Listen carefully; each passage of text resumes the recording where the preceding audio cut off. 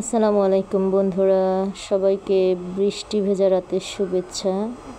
আজ এই বৃষ্টি ভেজা রাতে মনটা কেমন ফুচকা ফুচকা করতেছিল, তো ভাবলাম কেননা কিছু ফুচকা ভেজেই নেই। তো ফুচকাটা ভাজলাম এবং টক বানিয়েছিলাম, কারণ মনটা খুব ঝাল খেতে ইচ্ছে করছিল, ঝাল টক খেতে ইচ্ছে করছিল। তাই দেখেন ফুচকা বানিয়ে নিলাম এবং সাথে ঝাল ঝাল একদম টক বানিয়েছিলাম। আমার আবার ঝাল টকটা একটু খুবই পছন্দ, আর ফুচকাটা আমি খুবই পছন্দ করি। আর এই যে আলু মাখানোটা কিন্তু খুবই সুস্বাদু হয়েছিল, কারণ ফুচকার যদি আলু মাখানোটা ভালো না হয় তাহলে ফুচকার তেমন স্বাদ হয় না।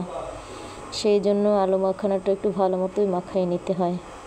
তো সেই জন্য আমরা কি করলাম, ফুচকা ভাজলাম, অনেকগুলো ফুচকা ভেজেছিলাম এবং পরিবারের সবাই মিলে একসাথে বসে ফুচকা খাওয়ার আয়োজন করেছি। তোমরা কে কে খাবে চলে আসো, এক্ষুনি চলে আসো।